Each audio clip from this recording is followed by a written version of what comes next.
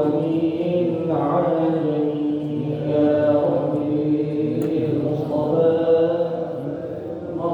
مقاصدنا واغفر لنا ما مضى سعانا نبينا الآمر الناهي فلا أحد أبر في قولنا منه ولا ناعي يا رب بالمصطفى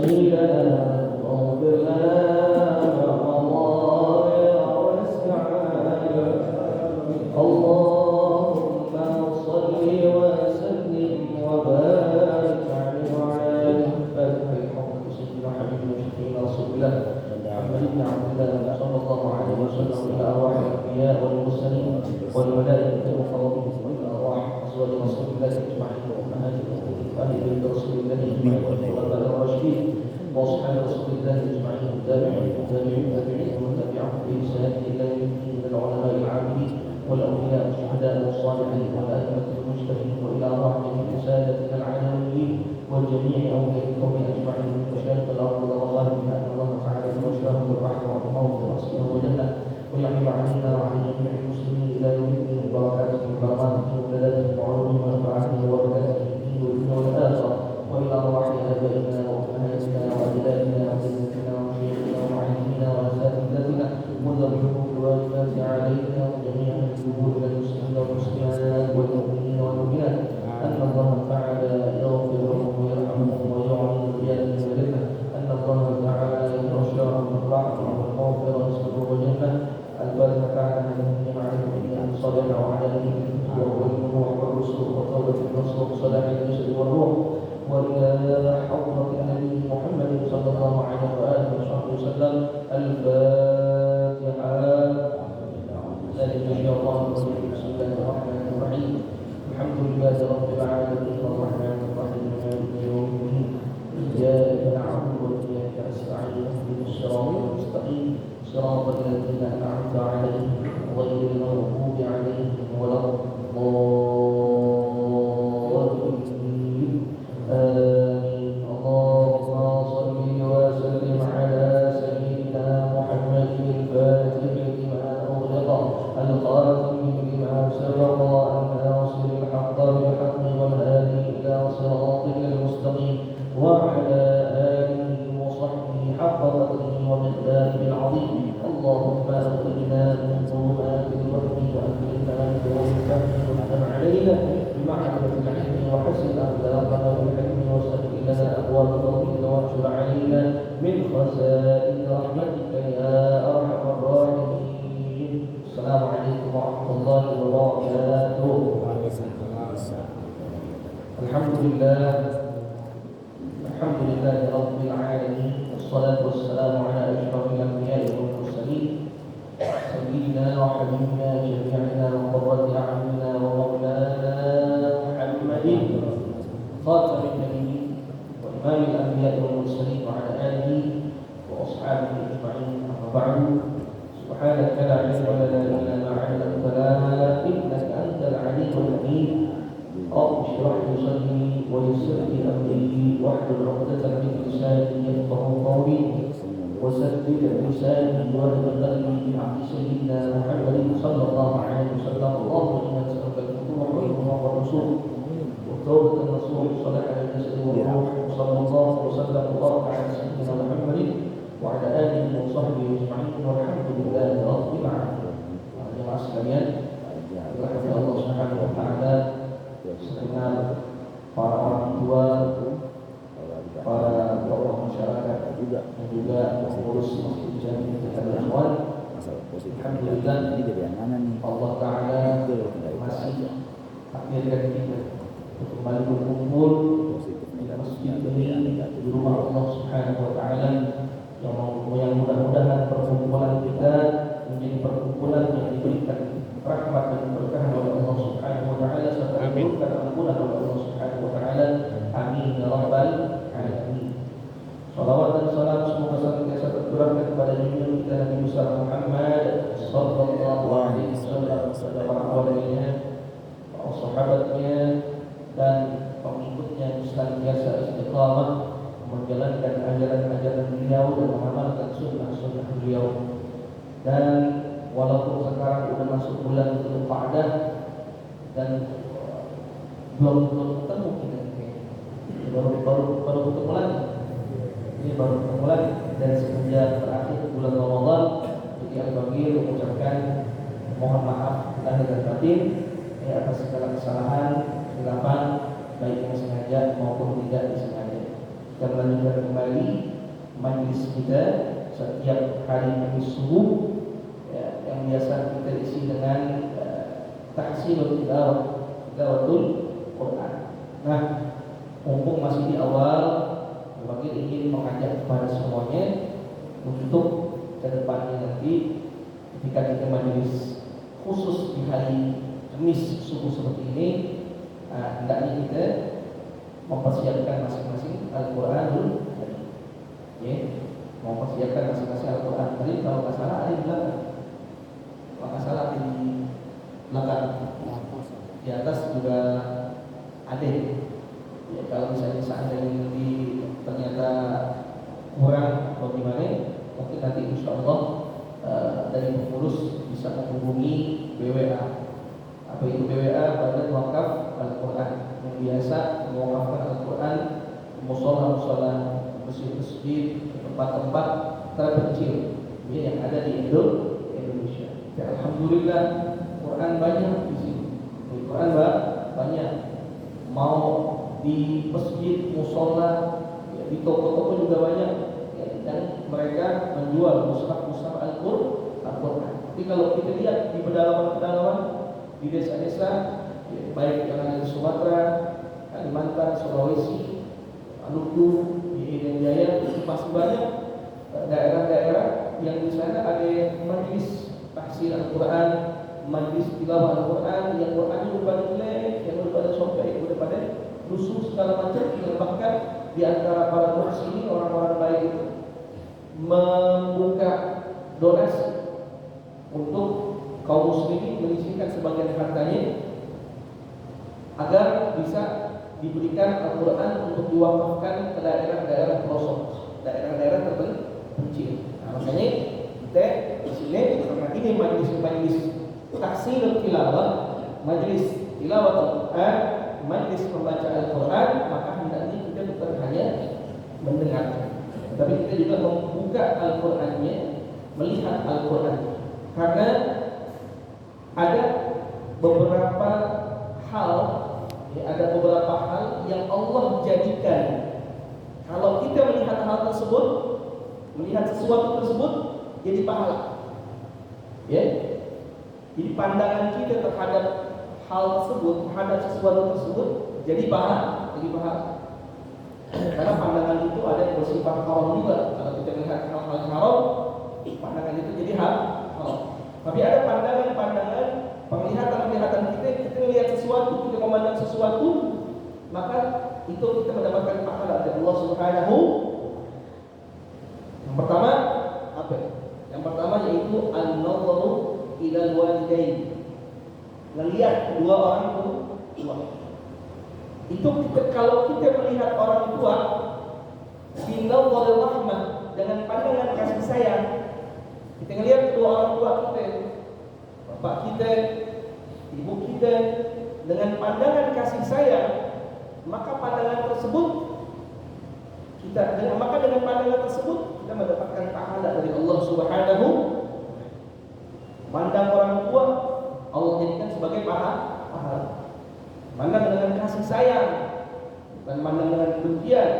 Karena ada orang yang bilang tadi, orang tuanya agak depan, sehingga akan memandang orang tuanya dengan pandangan kebenci.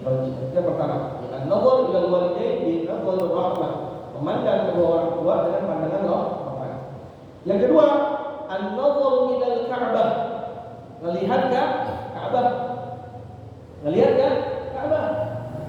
Itu Allah jadikan kita ngelihat Ka'bah, kita pandang Ka'bah walaupun kagak secara langsung. Kita lihat fotonya, kita lihat di YouTube, siaran TV, Masya Allah, timbul kerinduan kita kepada Baitullah. maka pandangan tersebut juga mendapatkan pahala dari Allah Subhanahu wa taala. Ya, karena setiap hari itu Allah Subhanahu wa taala menurunkan 100 rahmat di Masjidil Haram. Ya, Allah turunkan 100 rahmat di Masjidil Haram. Itu kalau nggak salah 100 rahmat itu dibagi-bagi. Ya, dibagi-bagi. Sekian puluh rahmat untuk orang-orang yang tawaf. Sekian puluh rahmat untuk orang-orang yang sholat. Sekian puluh rahmat untuk orang-orang yang iktikaf, dan sekian puluh rahmat untuk orang-orang yang memandang Ka'bah dengan pandangan ta'zim. Ya, pandangan kerinduan kepada Baitullah. Nah, memandang Ka'bah dapat pahala. Yang ketiga, an-nadhar ila al-mushaf, mandang Al-Qur'an. Mandang Al-Qur'an, mandang itu baru mandang doang, dapat pahala. Apalagi baca.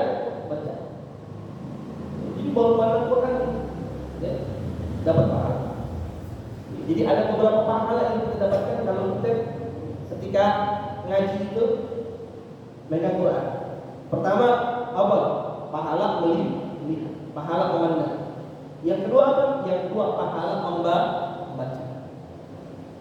Bayangin. Ya, jadi melihat Al-Quran saja Allah jadikan sebagai pahala. Apalagi membaca. Maka alangkah baiknya ketika kita menghadiri satu majelis tahsin, majelis tilawatul Quran, kita pegang Quran.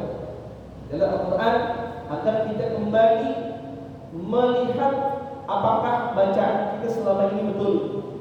Karena umumnya orang-orang itu ketika baca surah-surah pendek, ya, surah-surah pendek yang ayat-ayat surah-surah yang ada di juz amma, itu umumnya hanya mengandalkan hafalan yang selama ini mereka miliki, hafalan yang selama ini mereka dengar, tanpa pernah merujuk lagi kepada mushaf Al-Quran, ya, tanpa pernah melihat lagi kepada mushaf Al-Quran. Sehingga apa? Ketika baca, ya, terjadi beberapa kesalahan, baik al-lahul khafi, kesalahan kecil, maupun al-lahul jali, kesalahan besar. Ya, yang panjang dipanjangin, yang panjang dipendekin, yang pendek dipanjangin, beberapa hurufnya tertukar. Kalau orang awam mungkin nggak tahu, tapi kalau orang yang paham tahu. Ya tak? Tahu. Makanya siapapun kita, kalau sholat, kita suka baca surah-surah pendek, maka nggak ada salah itu. Kita cek lagi, betul nggak sih bacaan kita selama ini?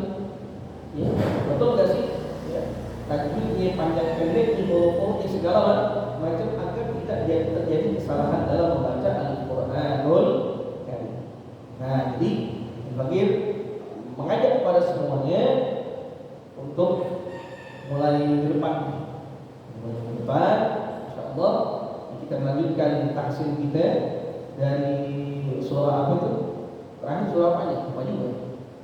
Kalau masalah Al-Fil dan Al-Fil, ya. Jadi masing-masing nanti megang Al-Quran, tapi tetap ada papan tulis, karena tetap harus ada kaidah tajwid.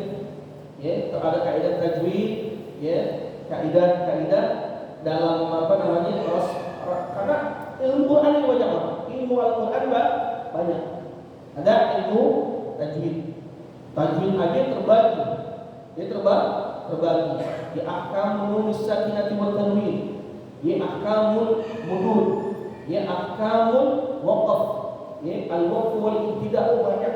Ya banyak. Belum lagi ghalibul Quran. Ini bukan itu cabangnya banyak. Ada yang namanya lagi ilmu rasam. Ini ilmu dalam penulisan Al-Quran. Ilmu dalam penulisan Al-Quran itu pun ada. Ya, bahkan ada sebuah kitab namanya kitabnya itu Tarikhul Quran, sejarah Al-Quran. Sejarah Al-Quran. Dulu di masa Rasulullah SAW, Al-Quran belum ditulis secara resmi di dalam mushaf. Sehingga para sahabat mereka punya catatan masing-masing dalam terhadap penulisan Al-Quran. Sayyidina Umar Ibn Khattab, beliau punya dengan tulisan tangan beliau sendiri Al-Quran yang beliau tulis, yang beliau dengar, yang beliau pahami dari Rasulullah SAW. Sayyidah Aisyah punya mushaf sendiri. Sayyidina Utsman bin Affan punya mushaf sendiri. Nah, yang mana mushaf para sahabat ini beda-beda. Kok beda-beda sih? Al-Quran sama. Karena dikatakan oleh para ulama terjadi perbedaan ini karena para sahabat itu terkadang menulis Al-Quran bukan Qurannya aja yang ditulis, tapi tafsirnya juga ditulis. Tafsirnya juga tulis tafsir yang menurut Rasulullah SAW, sehingga ada perbedaan di antara mushaf yang dimiliki oleh para sahabat. Ya, sebagai contoh, kita kan baca ayat akhir Fatihah apa? Shiratal ladzina an'amta 'alaihim ghairil maghdubi 'alaihim waladdallin. Gitu kan? Itu dalam kitab Tarikhul Quran disebutkan bahwasanya mushaf Sayyidina Umar Ibn Khattab itu di situ bacaannya nggak seperti yang kita baca sekarang. Dia bacaannya kurang lebih Shiratal ladzina an'amta 'alaihim ghairil maghdubi 'alaihim wa ghairil dhalin. Itu bukan waladdallin, tapi wa ghairil dhalin. Dari situ lama berpendapat, bukan Sayyidina Umar salah, tapi Sayyidina Umar menulis berdasarkan tafsir. Berdasarkan tafsir, bukan berdasarkan ayat yang turun. Nah, karena terjadi perbedaan seperti ini, jadi para sahabat yang ini beda-beda sesuai dengan tafsir. Nah, akhirnya ketika menjelang Rasulullah wafat, ya kalau nggak salah 2 tahun berturut-turut, ya selama Ramadan itu malaikat Jibril setiap Ramadan biasanya cuma sekali datang kepada Rasulullah. 2 tahun sebelum Rasulullah meninggal, malaikat Jibril di bulan Ramadan 2 kali datang kepada Rasulullah SAW untuk mendengarkan dan menyimak bacaan Al-Quran daripada Rasulullah SAW. Baru setelah itu banyak para sahabat ya, yang akhirnya merevisi mushaf yang mereka miliki, dan mereka mengikuti apa yang disampaikan oleh Rasulullah SAW. Sehingga ketika Rasulullah wafat di zaman Sayyidina Abu Bakar, berdasarkan ide daripada Sayyidina Umar, mulailah dikumpulkan mushaf Al-Quran yang ditulis oleh para sahabat. Awalnya Sayyidina Abu Bakar nolak. Ya Umar, jadi khalifah Sayyidina Abu Bakar, apakah engkau melakukan sesuatu yang tidak pernah dilakukan oleh Rasulullah SAW?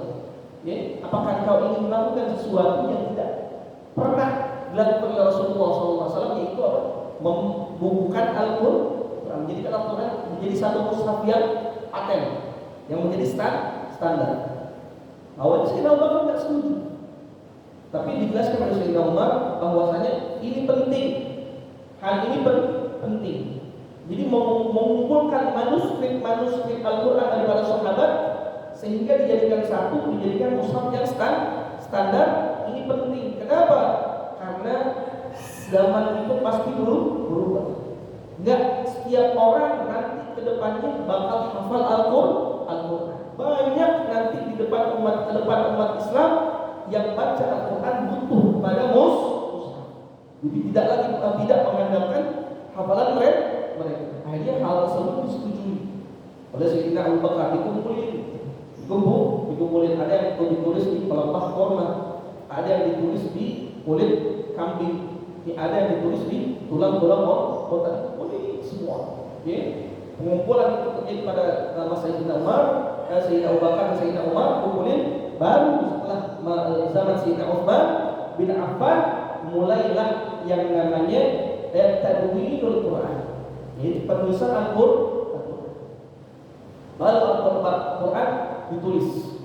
Jadi itu ditulis waktu itu ketua kelompok yang menjadi ketua kelompok penulis Al-Quran adalah sahabat Rasulullah SAW yang bernama Sayyidina Zaid bin Thabit radhiyallahu ta'ala anhu. Beliau yang menjadi ketua panitia penulisan Al-Quran di masa Sayyidina Utsman bin Affan. Ditulis Al-Quran, dibakukan, tapi waktu itu belum ada titik sama harokat. Ini belum ada titik, belum ada harokat. Sehingga kalau kita ke Turki, ke Museum Topkapi, atau kita ke Mekah, Madinah, di Museum Al-Quran, itu kita akan melihat Al-Quran yang ditulis di zaman sahabat. Nggak ada titiknya, nggak ada harokat itu zaman Sayyidina Utsman belum ada. Zaman titik, zaman harokat baru ada setelah zaman Sayyidina Ali bin Abi Thalib radhiyallahu taala anhu. Mulai nulis titik. Itu pun baru titik, belum harokat di kemudian harokat setelah itu. Jadi ada beberapa masa dalam proses pembukuan Al-Quran sehingga menjadi mushaf yang standar. Makanya itu mushaf yang standar itu dinamakan mushaf Utsmani. Karena memang penulisan Al-Quran secara resmi dilakukan secara lembaga kenegaraan baru pada masa Sayyidina Utsman bin Affan. Ditulis, dikopi sebanyak beberapa jilid, disebar ke negara-negara, ke daerah-daerah yang di situ udah banyak umat Islam. Makanya sayang kalau kita majlis tilawah, majlis tahsil Al-Quran, kita nggak megang Al-Quran. Karena Allah jadikan Al-Quran hanya dengan kita melihatnya, hanya dengan kita memandangnya, kita mendapatkan pahala dari Allah Subhanahu wa ta'ala. Juga Al-Quran itu apa? Bahr, lautan. Kata Allah Subhanahu wa ta'ala dalam Al-Quran, "Lau kana al-bahru midadan li kalimati rabbi lanafida al-bahru qabla an tanfada kalimatu rabbi walau ji'na bimithlihi madada." Lau kana al-bahru midadan li kalimati rabbi, seandainya laut itu dijadikan tinta untuk ilmunya Allah Subhanahu wa ta'ala, lanafida al-bahru, itu laut habis, airnya habis. Kenapa? Karena digunakan sebagai tinta untuk apa? Untuk menulis kalimat Allah, untuk menulis ilmunya Allah. Walau ji'na bimithlihi madada, dipakai untuk air laut sebagai tinta untuk menulis ilmunya Allah. Habis itu air laut, terisi lagi, dijadikan tinta lagi untuk menulis kalimat Allah, nggak bakal habis ilmunya Allah Subhanahu wa ta'ala. Al-Quran pun demikian. Bahr la sahilalah, lautan yang tak bertepi. Yang kita pelajari di sini hanya salah satu cabang daripada ilmu Al-Quran. Selebihnya banyak. Dalam ulumul Quran segala macam ada yang namanya nasikh wal mansukh. Ada yang namanya asbabun nuzul. Ada pokoknya segala macam ilmu itu Al-Quran lautan yang tak bertepi. Kadang-kadang kita belajar tajwid aja susah baik. Baru satu cabang ilmu daripada ilmu Al-Quran, apalagi ilmu-ilmu yang lain. Makanya diharapkan apa? Dengan kita semakin banyak belajar, semakin banyak tahu, bukan semakin sombong dengan apa yang kita miliki, tetapi semakin sadar bahwasanya apa? Ilmu itu amat sangat luas. Ilmu itu amat sangat luas. Wafawqul ilmin alim. Setiap orang alim di sono, di luar, di banyak tempat masih banyak orang yang lebih alim. Di atas langit masih adalah langit. Ketika kita belajar, jangan pernah puas. Bagaimanapun sampai sekarang masih belajar, masih menyimak bacaan-bacaan Al-Quran daripada para masyayikh, mempelajari lagi ilmu-ilmu tajwid, mempelajari lagi ilmu-ilmu yang sekiranya bermanfaat yang berkaitan dengan Al-Quranul Karim.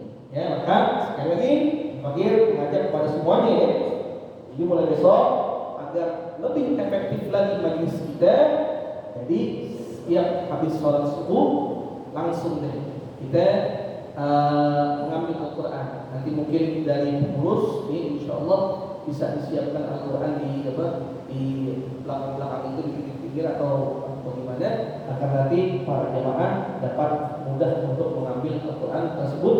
Jadi kita sama-sama melihat, oh ini tulisannya, oh ini bacaan. Okay. Tetap ada papan tulis nanti insya Allah untuk kita menulis kaidah-kaidah, ya, kaidah-kaidah dan faedah-faedah yang terdapat dalam Al-Quranul Karim.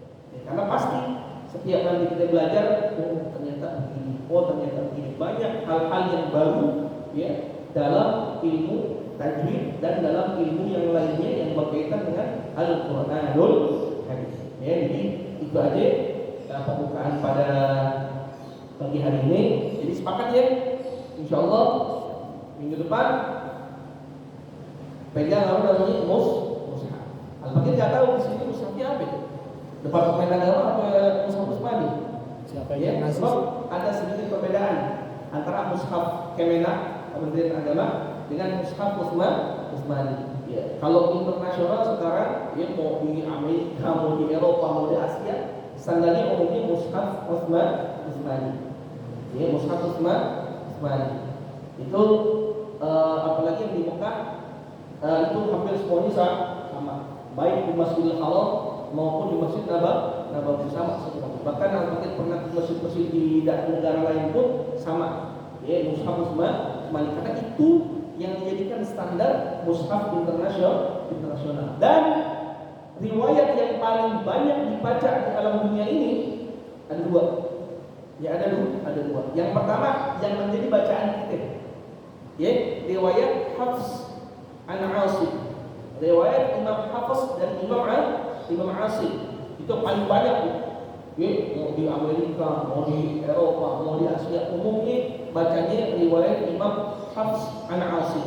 Yang kedua, ya, setelah Imam Hafs dan Imam Asim, dari Imam Hafs dari Jalal Asim, itu adalah bacaan daripada Imam Warsh yang umumnya dipakai di daerah-daerah Afrika.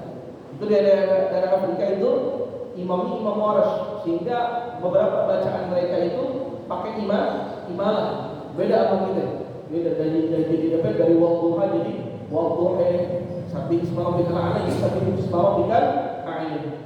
Itu. Jadi makanya jangan heran kalau suatu saat umpamanya ini di masjid kita kedatangan tamu imam qiraat dari Afrika lagi, baca yang imam sholat, ya, bingung gitu. Oh, berarti wadduha wal laili idza saja ma wadda'aka rabbuka wa ma qala. Itu tahu jangan Anda jadi aneh, Anda jadi wadduha jadi waktu. Bukan, itu adalah salah satu riwayat bacaan, ya, dari qiraat sabah, qiraat yang ya, jadi seperti itu. Ya, mudah-mudahan akan sampaikan ada manfaatnya dan kita diberikan kekuatan oleh Allah Subhanahu wa taala, diberikan semangat untuk terus kita belajar Al-Qur'an, belajar membaca Al-Qur'an, ya, sampai kita berpulang ke rahmatullah. Mudah-mudahan Al-Qur'an menjadi pemberi syafaat, menjadi pembela kita semua. Amin amin ya rabbal alamin. Al-Fatihah. Bismillahirrahmanirrahim. Alhamdulillahirabbil alamin arrahmanir rahim maliki yaumiddin. Iyyaka na'budu wa iyyaka nasta'in. Ihdinas siratal mustaqim, siratal ladzina an'amta 'alaihim ghairil maghdubi 'alaihim waladdallin. Dan juga pengurus masjid mengajak kepada siapapun yang ingin berkorban sunnah nanti pada saat Idul Adha 1444 Hijriah, tafadhol silakan untuk menghubungi pengurus Masjid Jami Darul Ikhwan untuk sunnah korban, yaitu sebesar 3.500.000 rupiah yang nanti diprioritaskan untuk kolektif sapi, ya, untuk kolektif sapi. Ya, silakan bagi yang mau diajak saudara-saudaranya, ya, diajak teman-temannya yang mau berpartisipasi dalam sunnah kurban yang diurus oleh panitia kurban Masjid Jami Darul Ikhwan. Monggo silakan. Ya, baik, itu saja. Ya, terima kasih banyak. Ya Allah muwaffiq lana wa barakallahu. Assalamualaikum warahmatullahi wabarakatuh.